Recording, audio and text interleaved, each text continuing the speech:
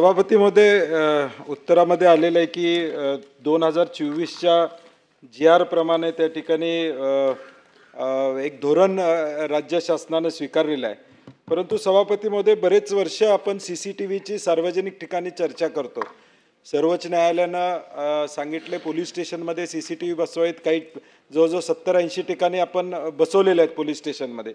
परंतु प्रत्येक शहरामध्ये बसवण्याच्या दृष्टीनं आपण जो GR काढला 2024 मध्ये, सगळ्या आस्थापनांच्याकडून DPR मागवले. त्याला बजेटरी तरतूद काय होणार आणि कधी होणार? कोल्हापूरचा प्रश्न आपण यामध्ये आला आहे, त्याचं उत्तर आपण दिलेलं आहे की आपण त्याला नाही, परंतु निधीची तरतूद कधी होणार हा माझा स्पेसिफिक प्रश्न. आणि टाईम बाउंड याच्यावर काय आपण करणार आहोत का नाही?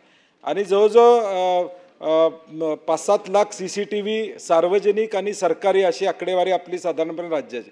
मुख्यमंत्री महोदय, आपण मागच्या वेळी याच सभागृहामध्ये एक उत्तर मी एक प्रश्न विचारला होता की आता खाजगी आस्थापनावर CCTV आहेत. अनेकदा आम्ही अनेक CCTV खाजगी आस्थापनाचे सोशल मीडियावर व्हायरल झालेले बघतो. अमका माणूस जेवायला गेला, अमका माणूस तिथं बसला होता, त्याचे व्हिडिओज व्हायरल होतात. हे म्हणजे प्रायव्हसीसाठी पण घातक आहे. आपण इथंच आश्वासन दिलं होतं मागच्या वेळी की याचं एक धोरण आम्ही ठरवू की खाजगी आस्थापनातले व्हिडिओ जर व्हायरल केले तर त्याच्यावर योग्य पद्धतीने कारवाई होईल. कारण की आज बेडरूम मधले व्हायरल होत आहेत. कोल्हापूर त्यामुळं बाबा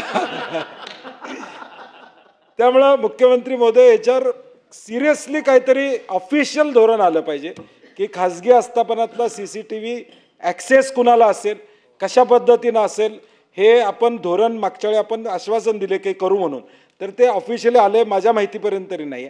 आणि या आत्ताच्या 24च्या ऑर्डरप्रमाणे 24च्या GR प्रमाणे राज्यामध्ये सगळीकडे CCTVचं जाळं आपण करणार आहोत. माझी दुसरी एक मुख्यमंत्री महोदय, आपण यामध्ये आहात, आपण पाश्चात्य देशात बघितलं तरी CCTV नेटवर्क लोकल ऑर्गनायझेशनकडे आहे. तर हे पोलिसांच्याकडे करण्यापेक्षा त्या महानगरपालिकेकडे ही आस्थापना देता येईल का, म्हणजे जेणेकरून हे टिकून राहील? सन्मान्य सदस्य सतेजी पाटील यांचा प्रश्न ॲक्च्युली तसा कोल्हापूर महानगरपालिकेत बसवलेल्या CCTVच्या अनुषंगाने होता.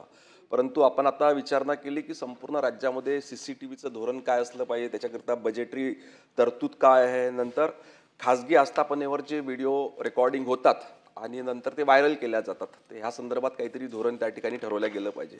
या अनुषंगाने आपण जर का बघितलं तर वेगवेगळ्या आस्थापनांच्या मार्फत, वेगवेगळ्या विभागांच्या मार्फत CCTV आता सर्व ठिकाणी लावण्यात येते.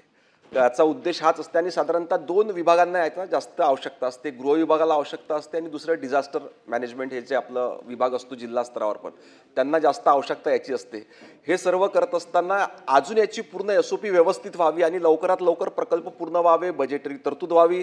कारण पूर्ण राज्यातनं वेगवेगळ्या जिल्ह्यातनं त्या ठिकाणी शासनाकडे प्रोजेक्ट त्या ठिकाणी CCTVचे येत असतात. याच्याकरिता एक साधी सुलभ SOP होण्याची निर्देश, SOP बनविण्याचे निर्देश माननीय मुख्यमंत्री महोदयांनी गृह विभागाला दिलेले आहे.